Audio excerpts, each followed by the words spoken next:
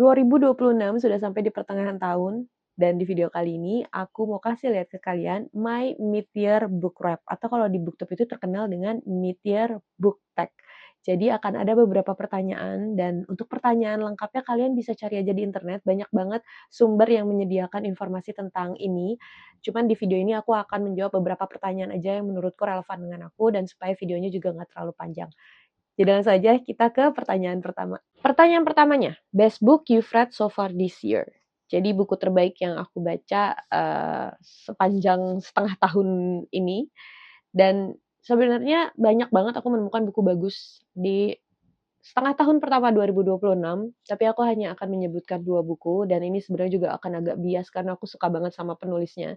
Yang pertama itu yaitu, The Silent Parrot karangannya Keigo Higashino. Yang kenal aku mungkin udah tahu banget kalau aku suka banget sama Keigo Higashino dan, aku suka suka buku ini tuh karena isu yang dibahas di buku ini tuh cukup menarik. Menarik banget sih, bukan cukup menarik, menarik banget karena akan membahas tentang seseorang yang sebenarnya udah ditetapkan jadi tersangka, tapi dia memiliki cara bagaimana caranya supaya dia, akhirnya bisa terbebas dari hukuman dan ini lumayan seru banget gitu dan seperti biasa Keigo Higashino akan memasukkan unsur-unsur, heartwarming-nya gitu. Jadi akan ada unsur yang membuat hati menjadi hangat juga di dalam buku ini, tapi juga balance sama hal-hal yang membuat patah hati. Jadi ya Keigo Higashino tuh tetap masih menjadi salah satu penulis favorit aku ya karena hal itu. Dia bisa meramu ceritanya dari yang tegang penuh misteri, tapi juga ada unsur kekeluargaannya juga, ada unsur patah hatinya juga gitu. Jadi, ya buku ini aku nobatkan sebagai salah satu bacaan terbaik yang aku baca di tahun 2026. Dan sebenarnya dari 11 buku Keigo Higashino yang sudah aku baca, versi terjemahan bahasa Indonesia, tadinya tuh peringkat pertamanya itu yang paling bagus menurutku ya, itu adalah, A Midsummer Equation atau Rumus Kebenaran Musim Panas, tapi Silent Parrot ini akhirnya menggeser posisi buku itu. Jadi kalau ditanya saat ini buku favorit aku dari Keigo Higashino, yang paling favorit itu apa? Aku akan jawab ini, Silent Parrot. Dan yang kedua, buku terbaik lain yang aku baca di tahun 2026 ini adalah Chan Ho Kei Second Sister. Aku udah baca buku dia yang The Borrowed di tahun lalu dan sama menjadi bacaan terbaikku di tahun 2025 lalu itu. Dan di buku ini Chan Ho Kei masih menawarkan ketegangan yang sangat, apa ya, sangat seru dan membuat penasaran untuk diikuti dan tetap ada unsur, apa ya, aku tuh nggak ngerti Chan Ho Kei tuh sangat-sangat cerdas gitu meramu cerita. Dia memasukkan banyak unsur ke dalam cerita-ceritanya dia gitu kan. Sampai, aku tuh terbawa banget buku ini agak tebel, tapi aku tuh terbawa banget sama ceritanya, aku suka banget sama ceritanya, aku penasaran banget sama akhirnya akan kayak gimana dan, ya lagi-lagi aku suka karena Chan Ho Kei memasukkan isu yang ya mungkin sangat relate dengan kehidupan kita sehari-hari, yaitu tentang media sosial gitu. Jadi ya aku suka aja gitu, aku suka sama buku yang mereka tuh penulisnya itu tidak ragu untuk menyinggung atau memasukkan isu yang memang sedang, apa ya, sedang sangat relate di dunia sekarang ini. Jadi pembaca tuh pasti akan merasa kayak, "Oh, ya relate juga sih, kita juga lagi ngalamin yang kayak gini." So, itu dia 2 buku terbaik yang aku baca di tahun ini. Pertanyaan kedua, best sequel you've read so far this year? Oke, aku nggak terlalu banyak baca series sebenarnya di tahun ini, cuman, aku belakangan beberapa waktu yang lalu tuh baru saja menyelesaikan satu series yang aku mulai udah beberapa tahun yang lalu. Tapi aku baru baca, buku penutupnya itu baru-baru ini aja, yaitu The Book of Tea karangannya Judai Island dan, aku baca buku keduanya yang, Venom Dark and Sweet dan aku tuh kayak bertanya-tanya pas baca buku itu, aku bertanya-tanya kayak, "Kenapa waktu itu aku nggak langsung nyelesain buku ini?" Karena buku keduanya memang aku akuin lebih seru daripada buku pertamanya, karena lebih banyak action, lebih banyak, apa ya, lebih banyak misteri yang terungkap juga gitu. Jadi, aku merasa, ya karena tahun ini tuh aku belum terlalu banyak baca buku series, cuman dari beberapa series yang aku baca di tahun ini, aku merasa, A Venom Dark and Sweet ini adalah salah satu sequel yang terbaik menurut aku. Pertanyaan ketiga, new release you haven't read yet but really want to. Oke, rilisan terbaru yang aku pengen baca tapi belum kesampaian. Ada 2 sebenarnya dan dua-duanya sebenarnya bukan terbitan baru sih, karena versi yang bahasa Inggrisnya itu sebenarnya udah terbit dari beberapa tahun yang lalu, cuman versi terjemahan bahasa Indonesianya tuh baru terbit di tahun ini dan Bukunya itu adalah yang pertama ini, The Silence of Bones karangannya Junhoor. Aku cukup suka banget sama 2 bukunya Junhoor yang udah aku baca, dan The Silence of Bones ini memiliki vibes yang hampir mirip sama The Red Palace, dan The Red Palace itu dari 2 bukunya Junhoor yang udah aku baca tuh, The Red Palace itu adalah yang paling favorit buat aku. Dan karena vibes-nya mirip, aku jadi nggak sabar banget pengen baca buku ini. So, ya, yeah, The Silence of Bones. Dan yang kedua, itu adalah ini, Project Hail Mary karangannya Andy Weir. Jadi aku tuh udah pengen banget baca buku ini dari lama, dari versi yang bahasa Inggrisnya, cuman belum kesampaian, sampai akhirnya dia diterbitkan ke dalam bahasa Indonesia, dan aku akhirnya punya. So, ya aku nggak sabar pengen segera membaca buku ini. Pertanyaan keempat adalah most anticipated release for the second half of the year. Jadi buku yang paling aku nantikan perilisannya di setengah tahun terakhir 2026.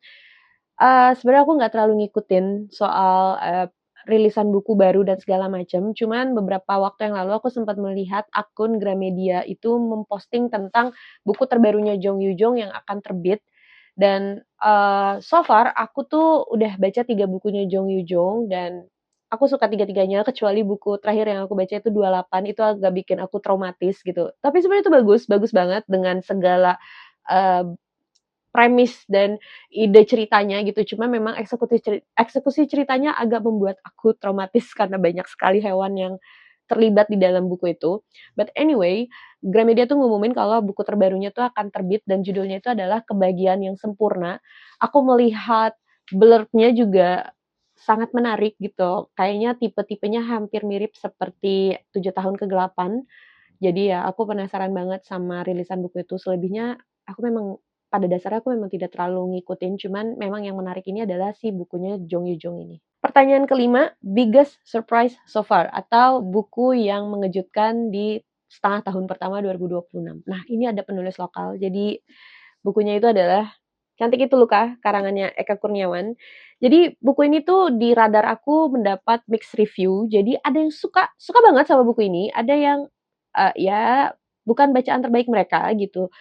Tapi ada juga yang biasa aja sama buku ini, dan ketika aku mengupdate di sosial media aku kalau aku sedang membaca buku ini, banyak yang bilang kayak, "Wah, hati-hati Kak, mual. Wah, eee, semangat ya baca buku itu."